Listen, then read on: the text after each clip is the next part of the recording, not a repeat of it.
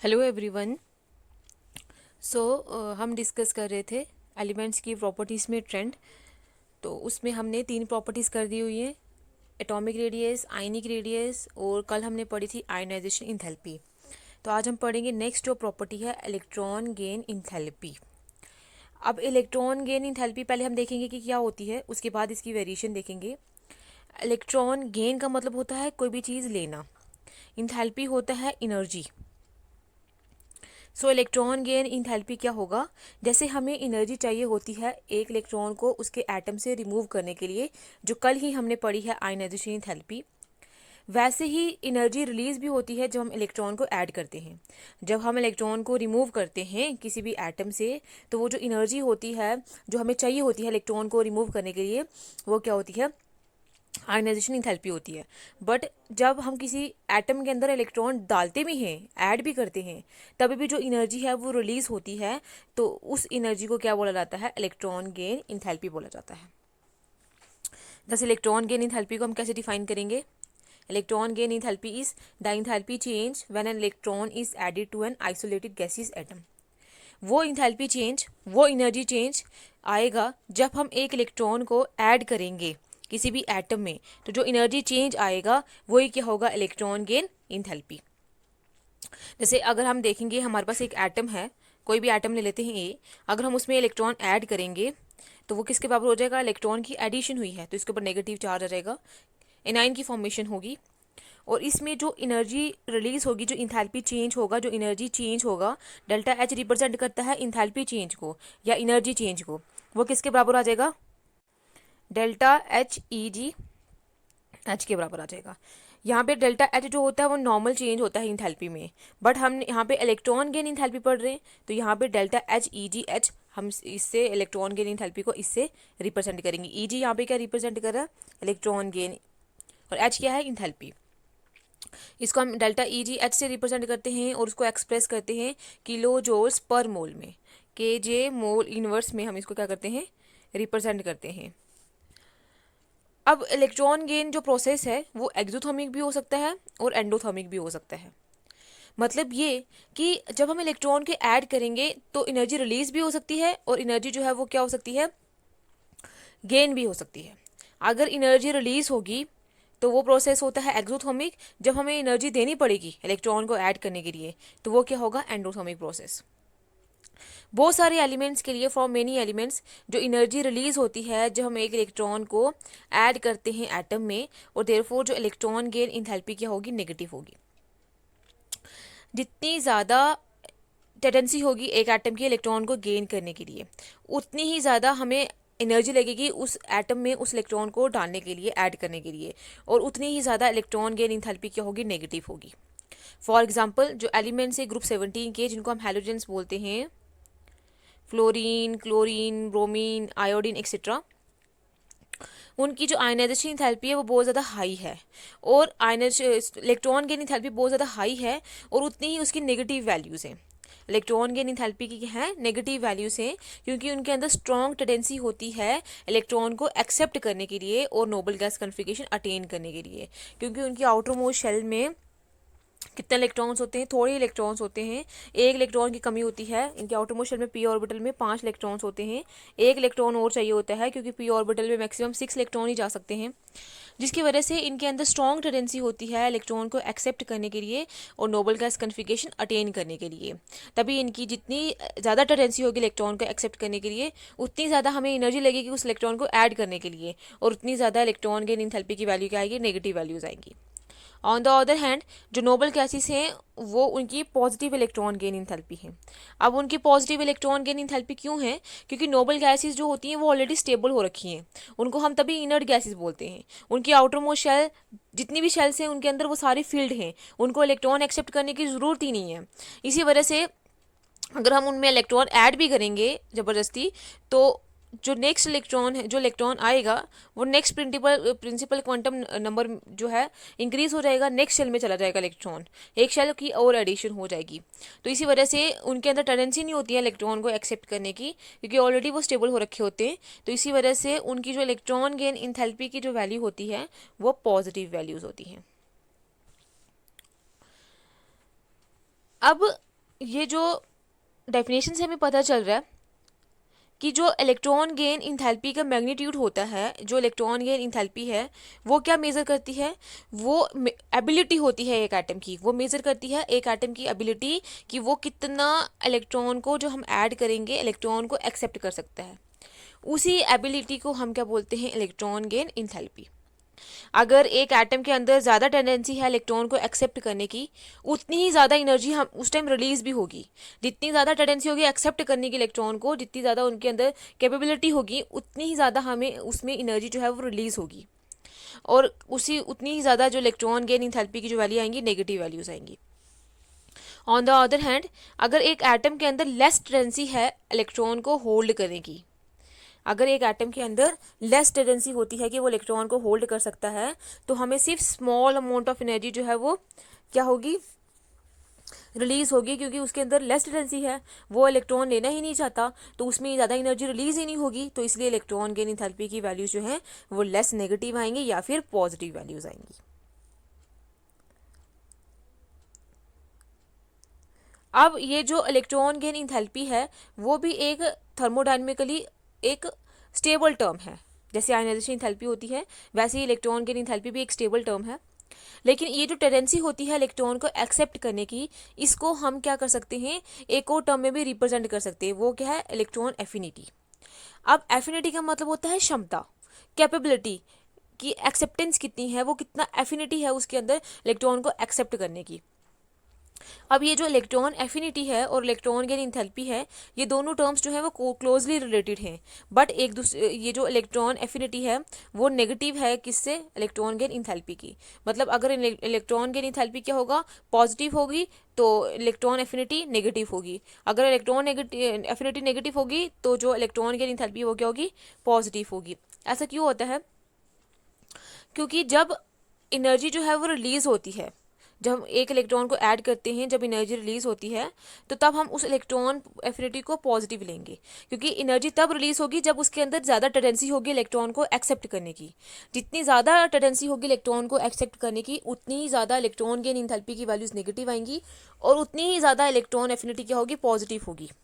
On the other hand, जब energy जो है वो हमें सप्लाई करनी पड़ेगी, जब हम इलेक्ट्रॉन को ऐड करेंगे, जब हमें एनर्जी सप्लाई करनी पड़ेगी, क्योंकि नेक्स्ट जिसमें हम सप्लाई कर रहे, जिसमें हम इलेक्ट्रॉन डाल रहे हैं, उसके अंदर लेस एक्सेप्टेंस होगी, इलेक्ट्रॉन को एक्सेप्ट करने की जो कैपेबिलिटी होगी वो कम होगी।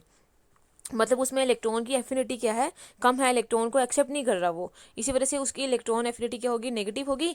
बट इलेक्ट्रॉन गेन इंथैल्पी की जैसी जितनी एनर्जी हम देंगे, जितनी एनर्जी कम रिलीज होगी, उतनी ज़्यादा उसकी पॉजिटिव वैल्यूज आती हैं।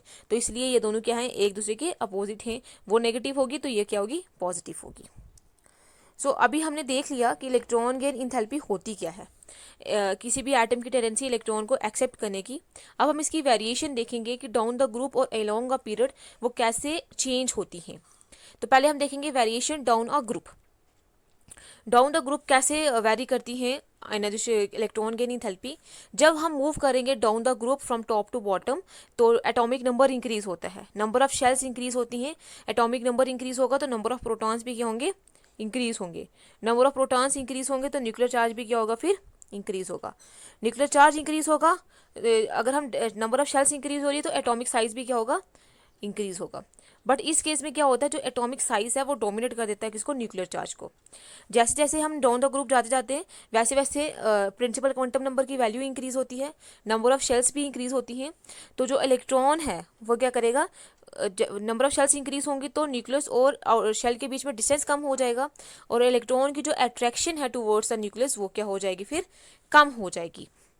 जिसकी वजह से क्या होता जाएगा, इलेक्ट्रॉन को वो एक्सेप्ट ही नहीं करेंगे, इलेक्ट्रॉन को वो ऐड ही नहीं करेंगे। इसलिए वजह से जब हम डाउन द ग्रुप जाते हैं तो इलेक्ट्रॉन गेन इंथैल्पी क्या होती है, डिक्रीज कर जाती है, लेस एक्सेप्टेंस होती है इलेक्ट्रॉन को, एटम को एक्सेप्ट, इलेक्ट्रॉन को एक्सेप्ट करने की। और जिसकी वजह से जो इलेक्ट्रॉन गेन इंथैल्पी की जो वैल्यूज़ होती हैं वो लेस नेगेटिव होती जाती हैं, जैसे जैसे हम डाउन द ग्रुप मूव करते जाते हैं। जैसे हमने फ्लोरीन, क्लोरीन, ब्रोमीन और आयोडीन देखा है, इनमें जो वैल्यूज़ हैं ये क्या होती जा रही है, लेस नेगेटिव होती जा रही हैं, जैसे जैसे हम डाउन द ग्रुप क्या करते जा रहे हैं, मूव करते जा रहे हैं। ये हमने देख ली इसकी वेरिएशन डाउन अ ग्रुप। अब हम देखेंगे अलोंग द पीरियड। तो जब हम एक पीरियड में मूव करेंगे तो एटम का साइज जो है वो डिक्रीज होता जाता है। क्योंकि न्यूक्लियर चार्ज इंक्रीज होता जाता है, क्योंकि एटॉमिक नंबर जो है वो एक एक करके इंक्रीज होता है, 1 यूनिट से ही इंक्रीज होता है। लेकिन डाउन द ग्रुप जो है वो एटॉमिक नंबर जो है वो रेंडमली इंक्रीज होता है।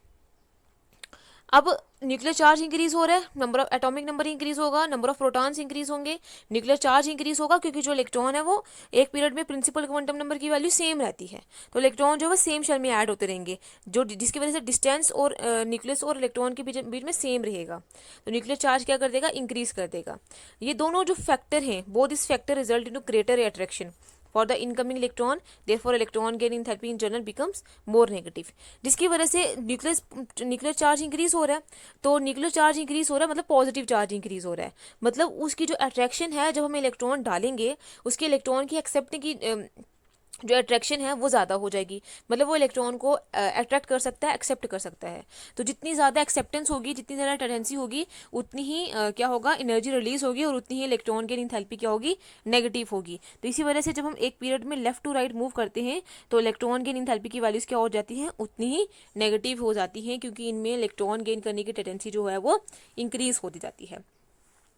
लेकिन कुछ इरेगुलरिटीज़ भी हम देखेंगे जो आती हैं इस जर्नल ट्रेंड में, कि हेलोजेंस जो होते हैं उनकी highest negative electron gain enthalpy होती है। Highest negative electron gain enthalpy मतलब ज़्यादा टेंडेंसी होगी इनको इलेक्ट्रॉन को एक्सेप्ट करने की। ऐसा क्यों होता है इनके पास, क्योंकि इनकी आउटर मोस्ट शेल में पी ऑर्बिटल में 5 ही इलेक्ट्रॉन्स होते हैं, लेकिन होने कितने चाहिए थे, 6। मतलब इनको सिर्फ एक ही इलेक्ट्रॉन चाहिए होता है स्टेबल होने के लिए। तो उसी वजह से वो क्या करते हैं, जल्दी जल्दी से उस इलेक्ट्रॉन को एक्सेप्ट कर लेते हैं, ताकि इनकी पी ऑर्बिटल भी पूरी फिल हो जाए और ये भी क्या हो जाए, स्टेबल हो जाए। इसी वजह से इनकी इलेक्ट्रॉन को एक्सेप्ट करने की टेंडेंसी ज़्यादा होती है। तो इसलिए हम बोलते हैं कि सबसे ज़्यादा हैलोजेंस की जो हाईएस्ट नेगेटिव वैल्यूज़ जो होती हैं इलेक्ट्रॉन गेन इंथैल्पीज़ की, जितनी ज़्यादा टेंडेंसी होगी इलेक्ट्रॉन को एक्सेप्ट करने की, उतनी ही ज़्यादा एनर्जी रिलीज होगी और उतनी ज़्यादा नेगेटिव वैल्यूज़ आएंगी किसकी, इलेक्ट्रॉन गेन इंथैल्पीज़ की।